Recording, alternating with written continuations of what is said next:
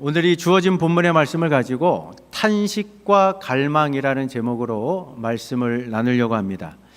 오늘 이 로마서 7장을 보면 어떤 한 사람이 등장하는데 1인칭 시점으로 나라고 표현을 하고 있는데, 이 로마서 7장에 등장하는 나라는 사람이 누구인지에 대해서 성경을 해석하는 사람들이 상반된 의견을 갖고 서로 팽팽하게 맞서고 있습니다.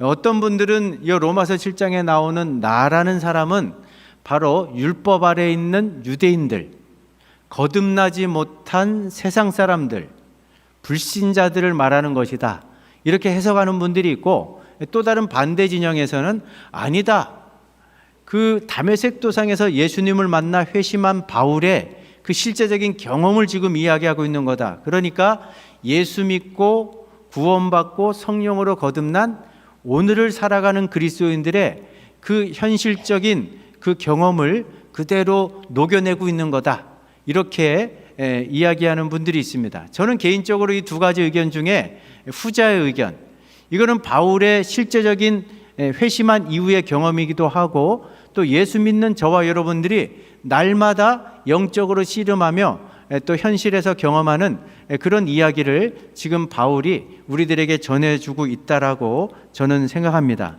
오늘 본문을 들여다보면 어떤 한 사람이 굉장히 고민하고 갈등하고 괴로워하고 탄식하는 그런 모습을 볼 수 있는데, 이런 모습들을 한번 점검해 보시면서 나는 성령으로 거듭난 예수 믿는 사람이 확실한지, 그렇다면 예수 믿는 사람과 믿지 않는 사람의 차이는 무엇인지, 내가 성령으로 거듭난 하나님의 사람이 맞다면 내 삶에 어떤 특징들이 나타나야 되는지를 오늘 이 말씀을 통해서 하나님께서 저와 여러분들에게 주시는 하늘의 음성을 들을 수 있는 복된 시간이 될 수 있기를 주의 이름으로 축복합니다. 오늘 이 본문을 들여다보면 어떤 한 사람이 등장을 하는데, 이 사람의 고민이 아주 깊은 것 같습니다. 내가 원하는 선은 행하지 않고 도리어 원하지도 않는 악을 행하는 자신의 모습을 들여다보면서 고민에 휩싸이고 괴로워하는 그런 모습을 볼 수 있죠. 우리 14절, 15절, 19절을 같이 한번 읽어보십니다. 나는 육신의 정욕에 매여 있고 죄의 노예로 팔린 몸입니다. 나는 내가 하는 일을 도무지 이해를 못하겠습니다. 내가 하고 싶어하는 일은 하지 않고 도리어 미워하는 일을 행하고 있으니 말입니다. 나는 내가 바라는 선한 일은 하지 않고 원치 않는 악한 일을 하고 있습니다. 자기 스스로도 이해하기 힘들다는 거예요. 왜 내가 그토록 열망하고 바라는 선을 행하지 않고 원하지도 않는, 내가 그렇게 싫어하고 미워하는 악을 행하는 자기 자신을 너무나 자주 발견하는 겁니다. 그래서 오늘 본문에 등장하는 사람은 자기 자신을 들여다보면서 고민과 갈등에 휩싸이고, 또 그런 괴로움이 이제 그 괴로움의 차원을 넘어서서 탄식하는 자리로까지 나아가게 되는데, 21절, 23절, 24절도 같이 한번 읽어보십니다. 나는 하나의 원리를 발견했는데 그것은 선한 일을 하려는 나에게 악이 함께 있다는 사실입니다. 그것이 내 마음과 싸워서 나를 죄의 종으로 만들고 있다는 것을 알았습니다. 아, 나는 얼마나 비참한 사람인가요? 누가 이 죽음의 몸에서 나를 구해내겠습니까? 여러분들, 이 본문에 등장하는 이 사람은 정말 자기 안에 끝도 없이 피어오르는 악한 생각들, 그리고 자기도 원치 않는 그런 죄를 짓게 만드는 그 어떤 세력을 지켜보면서 고민과 갈등에 휩싸이는 정도가 아니라 이것 때문에 고통 가운데 신음하고 탄식하고, 또 때로는 좌절하고 절망하면서 절규하는 그런 한 사람을 만나볼 수 있습니다. 여러분들, 이런 사람이 어떤 사람일까요? 물론 비그리스도인, 예수님을 믿지 않는 사람들도 어떤 잘못을 하고 죄를 지었을 때 잠깐 양심의 가책을 느끼기는 하지만, 이 정도로 자기 안에 있는 죄의 세력을 바라보고 직시하면서 괴로움에 휩싸이고 때로는 탄식하고 이렇게 절규할 수 있는 그런 사람은, 절대로 예수 믿지 않는 사람은 이 정도의 영적인 고민과 갈등에 휩싸이지는 못합니다. 오늘 본문 속에 등장하는 이 한 사람의 영적인 갈등과 고민, 탄식과 절규는 성령으로 거듭난 예수 믿는 저와 여러분들이 할 수 있는 그런 탄식이고 그런 울부짖음인 줄로 믿으시기 바랍니다. 그러니까 오늘 조금 더 한 걸음 깊이 들어가 봐서, 그러면 예수 믿는 사람들은 예수 믿지 않는 사람과 비교할 때 구체적으로 어떤 특징들이 도드라지게 부각이 되는지 오늘 본문은 우리들에게 세 가지 정도를 교훈해 주고 있습니다. 여러분들, 내가 정말 성령으로 거듭났고 내가 예수 믿는 사람이 분명하다면 그런 사람들에게 나타나는 첫 번째 특징은 뭐냐면, 내가 마음속으로 하나님의 법을 즐거워하고 하나님을 따라 살고자 하는 선한 마음도 있지만 그 한켠에는 여전히 하나님을 대적하고 하나님을 거스르고 하나님께 불순종하려고 하는 나쁜 마음, 악한 마음이 항상 함께 공존한다는 사실을 정확하게 인지하며 살아가는 사람들이 바로 예수 믿는 사람들인 줄로 믿으시기 바랍니다. 그래서 오늘 본문을 보니까 바울이 이렇게 고백을 하죠. 21절 한번 읽어보실까요? 그러므로 내가 한 법을 깨달았노니 곧 선을 행하기 원하는 나에게 뭐가 함께 있다고 고백합니까? 악이 함께 있다. 여러분들, 예수 믿는 사람은요, 성령으로 거듭났기 때문에 새로운 자아가 생겼습니다. 이 새로 만들어진 자아는요, 하나님을 기뻐합니다. 하나님을 즐거워합니다. 하나님을 갈망합니다. 하나님의 말씀에 순종하려고 하는 그런 열망으로 가득 찬 새로운 자아가 예수 믿는 우리 안에 있지만, 예수 믿기 이전에 그 우리 육신을 갖고 있기 때문에 죄악된 성품, 죄로 물들어 있는 악한 자아가 여전히 활동을 합니다. 이 옛사람, 바울이 옛사람이라고 표현하고 있는데 이 옛사람은 하나님을 싫어합니다. 하나님을 대적합니다. 하나님께서 원하시는 그 뜻을 행하려고 하지 않고 하나님의 뜻에 불순종하면서 자기 마음대로 살려고 하는 그런 옛 자아가 우리 마음속에 항상 자리 잡고 있다는 거예요. 그래서 이 로마서 7장을 해석하면서 팀 켈러 목사님은, 여러분들 어린 시절에 지킬 박사와 하이드라는 소설을 읽어보셨습니까? 이 책을 가지고 이 그리스도인들이 실제적으로 어떤 고민들을 갖고 살아가는지를 우리들에게 아주 잘 설명해 주고 있습니다. 여러분들, 이 지킬 박사는요, 의사하면서 법학자고 많은 사람들에게 존경을 받고 또 좋은 평판을 갖고 있던 그런 훌륭한 인물이었습니다. 그런데 이 지킬 박사의 내면에는 숨겨진 악한 본성, 악마와 같은 하이드가 존재하고 있었습니다. 이 하이드는 아주 이기적인 존재입니다. 자기밖에 모르는 존재입니다. 아주 탐욕스러운 존재입니다.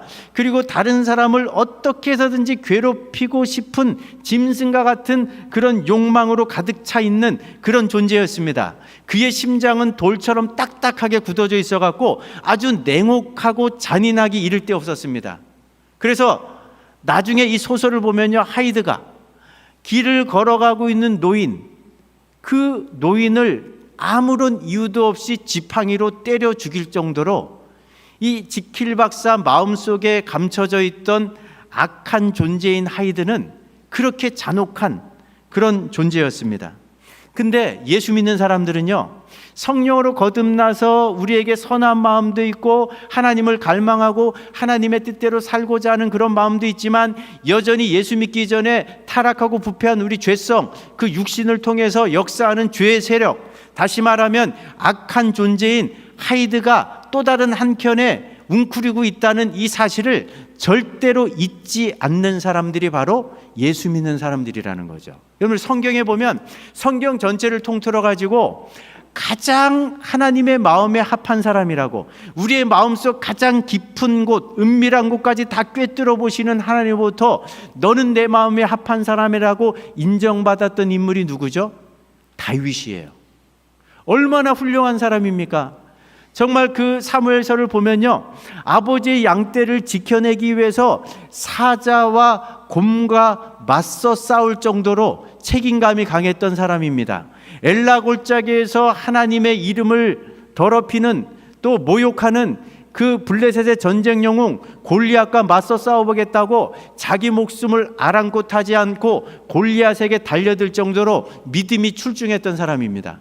나중에 이스라엘의 왕이 돼서도 자기 마음대로 나라를 다스리지 않고 만왕의 왕이신 하나님의 뜻을 받들면서 하나님의 뜻대로 나라를 다스리려고 했던 아주 겸손했던 사람, 그래서 사람들의 인정과 칭찬을 받았을 뿐만 아니라 하나님께서도 다윗의 중심을 보시면서 내 마음에 합한 자라는 그런 칭찬을 들었던 다윗의 마음속에도 죄의 세력, 악마적인 본성인 하이드가 그 마음 한켠에 자리 잡고 있었다는 것을 기억하셔야 된다는 거예요. 평상시에는 자신의 존재를 드러내지 않았습니다. 그런데 호시탐탐 기회를 엿보던 이 마음속에 악마 같은 존재인 하이드가 언제 다윗에게 존재감을 드러냈냐 하면, 다윗이 왕이 돼가지고 어느 날 왕궁을 거닐다가 담장 너머로 목욕하고 있는 여인을 보는 순간, 일순간에 이 마음속에 웅크리고 있던 하이드가 존재감을 드러내면서 악마적인 본성을 발휘하기 시작합니다. 그러니까 그렇게 선량했던 다윗이 일순간에 정욕에 사로잡히게 되고 밧세바와 동침하게 되고, 나중에는 자기가 지은 죄를 은폐하기 위해서 그 밧세바의 남편이자 자신의 너무나도 충성스러웠던 부하였던 우리아를 사지로 내몰아서 청부 살해하는 끔찍한 죄를 저지르게 된다는 거죠. 여러분들, 진짜 우리가 성령으로 거듭난 사람이라면요, 우리가 조금만 방심하면 우리 안에 거하는 이 악마적인 존재인 이 하이드로 인해서 우리도 얼마든지 치명적인 죄의 덫에 걸려 넘어질 수 있고 그 사탄의 먹잇감이 될 수 있다는 것을 항상 잊지 않고 기억하면서 깨어 근신하며 사는 사람들이 바로 예수 믿는 사람들인 줄로 믿으시기 바랍니다. 그런 면에서 여러분들은 여러분 자신을 한번 점검해 볼 필요가 있어요. 나는 정말 성령의 거듭남을 통해서 내 안에 하나님의 뜻대로 살고자 하는 선한 존재, 선한 마음도 있지만 여전히 이 타락하고 부패한 죄성을 가진 육신을 갖고 있다 보니까 이 육신을 근거로 활동하는 죄의 세력, 그 악마적인 본성을 가진 하이드가 여전히 내 마음속에 자리 잡고 있다는 이 사실을 얼마나 인식하며 여러분들 우리의 실존을 이렇게 직시하면서 살아가고 있는지를 점검해 보시면서 이런 부분에서 나는 누가 뭐래도 하나님의 자녀라는 분명한 확신을 가질 수 있는 귀한 은혜가 있기를 주의 이름으로 축복합니다. 두 번째, 그리스도인은 이렇게 내 마음을 들여다볼 때, 내 자신을 들여다볼 때 하나님의 뜻대로 살고자 하는 선한 마음도 있지만 그 반대편에서는 끝도 없이 하나님을 거역하고자 하는 이 악마적인 어떤 하이드의 존재가 내 마음속에 자리 잡고 있는데, 이 죄의 세력과 맞서 싸우려면 내 힘으로는, 내 능력으로는 이 하이드를 절대로 제압할 수 없다는 사실을 정확하게 깨닫고 있는 사람들이 바로 예수 믿는 그리스도인들인 줄로 믿으시기 바랍니다. 여러분, 소설 지킬 박사와 하이드를 보면요, 이 지킬 박사가 평상시에는 그냥 자기 인격을 갖고 살아갑니다. 그런데 그 마음속에 그 숨겨져 있는 악마적인 어떤 본성, 이 하이드를 가끔씩은 이렇게 흠모합니다. 그래서 자기가 특정 약물을 만들어내 가지고 그 약물을 딱 먹으면 갑자기 이 지킬 박사가 하이드가 되는 거예요. 그래서 평상시 자기가 지킬 박사로 살아갈 때는 다른 사람들의 평판을 의식하고 다른 사람들의 시선을 의식하다 보니까 정말 이렇게 자기를 억누르고 살았는데, 특정한 약물을 먹고 하이드로 변신하면 그냥 자기가 억눌렀던 하고 싶은 것들을 막 욕망을 표출하는 거예요. 그래서 일탈을 즐기는 겁니다. 처음에는 즐겼습니다. 그런데 자꾸 이런 시간이 지나가다 보니까 지킬 박사가 점점 더 자기 안에서 이 선과 악의 균형이 깨어져 간다는 사실을 발견하게 됩니다. 더더군다나 어느 시점에 이르게 되니까 아니 아무런 잘못도 하지 않은 길을 지나가는 노인을 아무런 이유도 없이 지팡이로 때려 죽이는 자신의 흉측한 모습을 보면서 그때 지킬 박사가 정신이 바짝 드는 거예요. 야, 내가 더 이상 약물을 먹고 하이드로 변신해서는 안 되겠다. 내가 정신 차리고 똑바로 살아야 되겠다. 그렇게 결심을 해보는데 이미 때를 놓쳤습니다. 이제 자기 마음속에 있는 악한 본성인 하이드가 훨씬 더 강해져 가지고 이제는 약을 먹지 않아도 그 악마적인 본성을 가진 하이드가 더 자주 더 끔찍한 악한 일을 저지르게 되는 거예요. 그래서 여러분들 그 소설이 어떻게 끝납니까?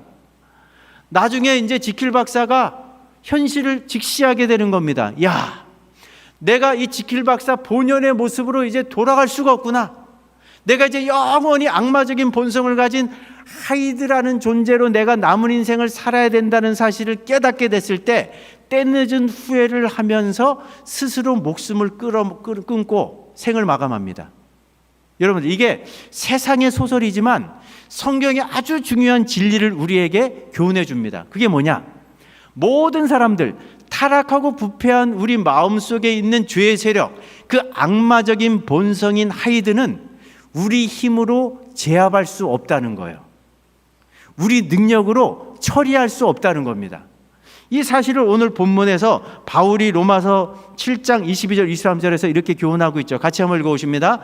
내 속사람으로는 하나님의 법을 즐거워하되 내 지체 속에서 한 다른 법이 내 마음의 법과 싸워 내 지체 속에 있는 죄의 법으로 나를 어떻게 합니까? 사로잡는 것을 보는도다. 여러분, 그리스도인은 어떤 사람이냐? 죄를 한 번도 짓지 않는 사람들이 그리스도인이 아닙니다. 죄와 무관한 사람들이 그리스도인이 아닙니다. 죄를 짓습니다. 근데 죄에 걸려 넘어졌을 때 어떻게 하는 사람들이냐? 그 죄를 가슴 아파하고 슬퍼하고 그 죄에 대해서 탄식하면서 회개할 줄 아는 사람, 바로 그 사람이 그리스도인인 줄로 믿으시기 바랍니다.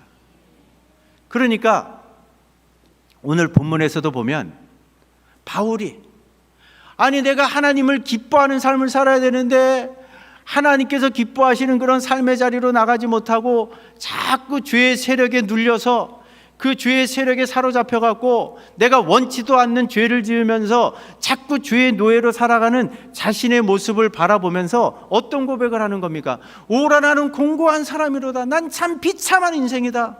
누가 나를 이 사망의 몸에서 좀 건져낼 수 있겠는가? 이거는 그냥 단순히 마음이 괴로운 정도가 아니라 그 괴로움을 넘어서는 탄식이죠. 죄에 대해서 가슴 아파하는 겁니다. 예수님께서 말씀하신 것처럼 내가 지은 죄를 애통해하면서 회개의 눈물을 흘리는 거예요.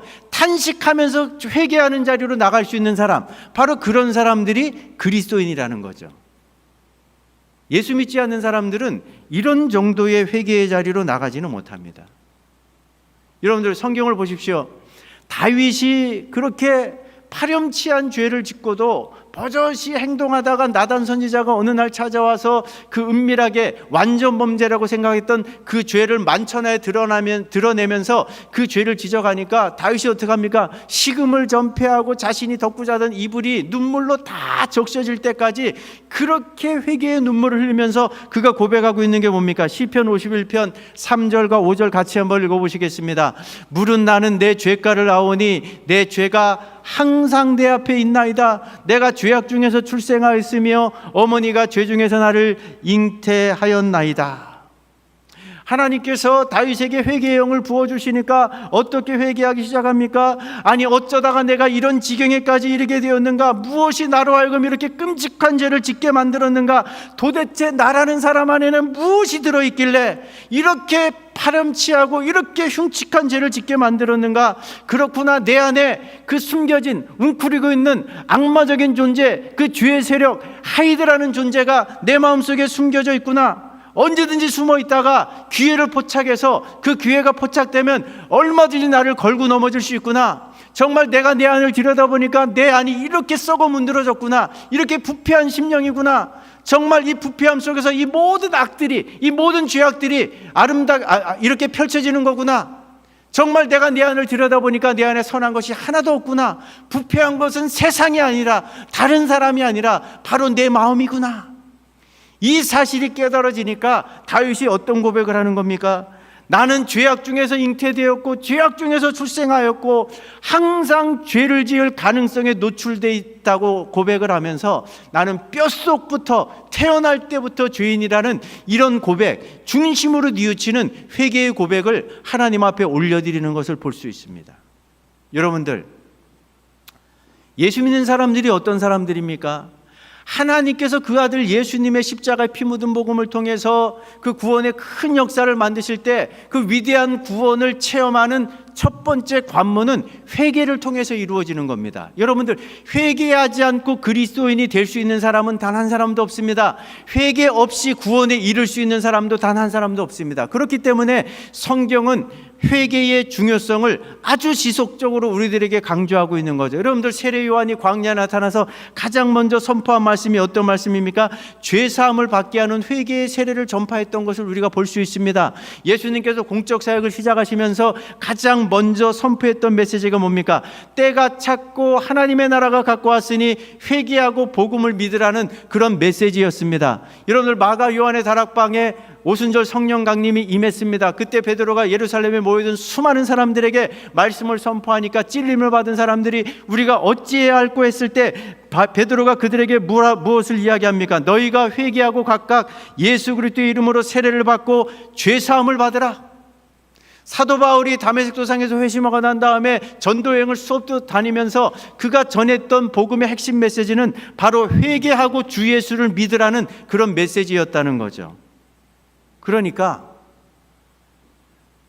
우리가 예수님을 믿음에도 불구하고 아직은 타락하고 부패한 본성이 담겨져 있는 육신을 입고 있기 때문에 때때로 우리가 쓰러지고 넘어질 수밖에 없습니다. 그런데 그리스도인들은 어떤 사람이냐? 다시 한번 제가 강조해서 말씀드리지만 죄를 짓지 않는 사람들이 아니에요.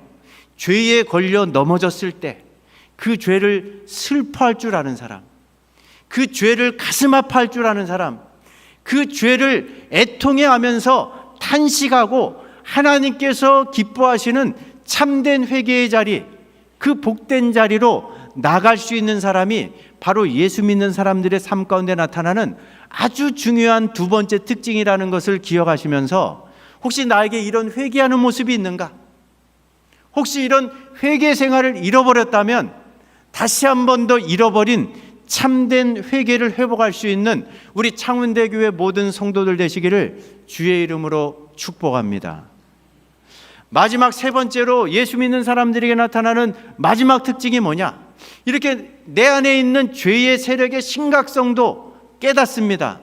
그리고 이 마음속에 있는 악한 존재인 하이드는 내 힘으로 맞설 수 없고 내 스스로의 능력으로 제압할 수 없다는 사실도 알고 있는 사람들이 그리스도인들인데, 여기서 한 걸음 더 나가서 내 마음속에 나를 시도 때도 없이 죄에 걸려 넘어지게 만드는 이 죄의 세력, 이 악한 존재인 하이드를 제압할 수 있는 유일한 한 분이 예수님이라는 사실을 확실히 알고 있는 사람들이 바로 예수 믿는 사람들인 줄로 믿으시기 바랍니다. 여러분들, 세상 사람들은요, 자기 안에 있는 죄의 심각성을 깨닫지 못하니까, 그 심각함을 깨닫지 못하니까 그냥 내가 의지적으로 결단하면, 내가 결심하면, 내가 마음만 먹으면 교육을 통해서, 훈련을 통해서, 또 잘못한 것에 대해서는 징벌 제도를 통해서, 사회 정화 프로그램을 통해서 얼마든지 이 죄의 문제를 해결할 수 있고 극복할 수 있다라고 생각하는 게 세상 사람들입니다. 그런데 성경은 그렇게 이야기하지 않습니다.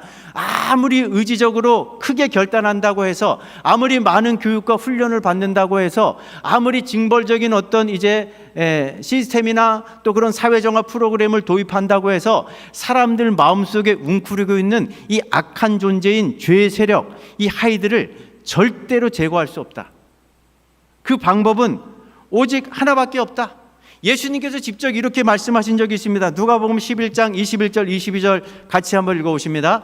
강한 자가 무장을 하고 자기 집을 지킬 때에는 그 소유가 안전하되, 더 강한 자가 와서 그를 굴복시킬 때에는 그가 믿던 무장을 빼앗고 그의 재물을 나누느니라. 이 말씀은 예수님께서 종교 지도자들과 바알셉을 논쟁을 하시면서 이런 말씀을 하신 거예요. 여러분, 예수님께서 말씀하십니다. 너희라는 마음의 집에 강한 자가 들어와 갖고 너희 집을 장악해 버렸다. 너의 마음을 완전히 장악해 버렸다. 그러면 우리 마음을 장악하고 있는 강한 자를 쫓아낼 수 있는 방법이 뭡니까? 우리는 그 마음을 장악한 강한 자보다 강하질 못해요. 약해요. 그러니까 우리 마음속에 장악한 죄의 세력, 이 악마적인 존재인 하이드를 우리 힘으로 맞으면 100번 싸우면 100번 질까요? 이길까요? 말씀 듣고 계시죠? 질까요? 이길까요? 100번 싸워서 100번 지는 거예요. 예수님 말씀하시는 거예요. 우리를 장악하고 있는, 우리 안에 역사하고 있는 이 죄의 세력, 악마적인 존재인 하이드, 이 강한 자를 이기려면 너희 힘으로는 제압할 수 없다. 너희 스스로는 상대할 수 없다. 더 강한 자가 와서 도와줄 때만 너희들을 장악하고 있는 강한 자를 내쫓을 수 있다. 여기서 더 강한 자가 누굽니까? 예수 그리스도밖에 없어요. 예수 그리스도는 어떤 분이십니까? 십자가의 죽음과 부활을 통해서 죄와 사망의 권세를 완벽하게 제압하시고 완전한 승리를 거두신 유일한 분이십니다. 그러니까 이 십자가 사건을 통해서 공중의 권세 잡은 이 사탄이 완전히 땅바닥에 곤두박질 치는 것을 내가 보았다라고 예수님께서 말씀하시잖아요. 그렇습니다. 예수 믿는 사람들은 어떤 사람들이냐? 제가 오늘 설교 제목으로 삼은 것처럼 한편으로는 우리가 아직은 완전하지 않기 때문에, 아직은 공사 중이기 때문에, 아직은 이 죄로 물든, 아직 죄성에 오염되어 있는 이 육신을 갖고 있기 때문에 때때로 쓰러지고 넘어집니다. 그런데 죄를 지을 때마다 그 지은 죄를 가슴 아파하고 슬퍼하고 애통하고 탄식하면서 한편으로는 회개할 줄 아는 사람들이 그리스도인이에요. 근데 또 다른 한편에는 내 마음을 장악하고 있는 이 죄의 세력, 악마적인 존재인 하이드를 내가 상대해봐야 내가 제압할 수 없기 때문에 유일하게 이 악한 세력을 상대해서 이기실 수 있는 그 예수 그리스도를 그 누구보다도 갈망하고 간절히 열망하면서 예수 그리스도의 도움을 수시로 받는 사람들, 그런 사람들이 바로 예수 믿는 그리스도인들이라는 거죠. 그래서 오늘 바울이 어떤 고백을 합니까? 24절 25절 같이 한번 읽어보실까요? 오라 나는 공고한 사람이로다. 이 사망의 몸에서 누가 나를 건져내랴. 그러나 우리 주 예수 그리스도로 말미암아 우리에게 승리를 주시는 하나님께 내가 감사하리로다. 여러분들, 그리스도인은요 한편으로는 탄식하는 존재예요. 죄를 지을 때마다 하나님의 마음을 가슴 아프게 한 것, 내가 또다시 죄에 걸려 넘어진 것에 대해서 애통해하면서 탄식하며 회개하는 사람들이지만, 또 다른 한편에서는 내가 이렇게 무너질 수는 없지, 내가 또다시 실패할 수는 없지, 그러면서 우리에게 승리를 주실 수 있는 예수 그리스도를 갈망하고 열망하고 그 주님의 능력을 덧입는 자리로 나가는 사람들. 그래서 그 주님과 함께 우리가 어떤 자리로 나가게 되는가? 바울이 이것을 생각하니까 가슴이 벅차 올라갔고 그 다음 장 첫 절에서부터 이렇게 선포하고 있죠. 로마서 8장 1절과 2절 마지막으로 한번 읽어보십니다. 그러므로 이제 그리스도 예수 안에 있는 자에게는 결코 정죄함이 없나니 이는 그리스도 예수 안에 있는 생명의 성령의 법이 죄와 사망의 법에서 너를 해방하였음이라. 그러니까 예수 그리스도를 단순히 갈망하는 것이 아니라 그 예수님의 능력을 힘입어서 그 이미 죄와 사망의 권세를 깨뜨리시고 영광 가운데 부활하신 그 주님의 발자취를 뒤따르면서 그 예수님의 도우심을 받아 우리 안에 거하시는 그 성령의 능력을 힘입어서 날마다 나에게도 이김을 주시는 하나님께 감사하노라는 이 승리의 외침, 이 고백을 하면서 사는 사람들이 예수 믿는 저와 여러분들인 줄로 믿으시기 바랍니다. 오늘 요한계시록 2장과 3장에 보면은 그 요한계시록의 독자들인 소아시아 7교회가 나오는데 어떤 교회는 칭찬만 들었어요. 어떤 교회는 책망만 듣습니다. 어떤 교회는 칭찬도 듣고 책망도 듣습니다. 다시 말하면 이 지상의 교회는 아직은 완전하진 않다는 거죠. 부족함이 있다는 겁니다. 책망받을 부분도 있습니다. 회개할 부분도 있습니다. 그런데 하나님께서 이 소아시아 7교회에 똑같이 주시는 말씀, 그 마지막 말씀, 축복의 말씀이 뭐냐? 바로 후렴구처럼 반복되는 이기는 자입니다. 그 승리의 비결은, 그 승리의 비밀은 우리 안에 있지 않습니다. 예수 그리스도에게 있습니다.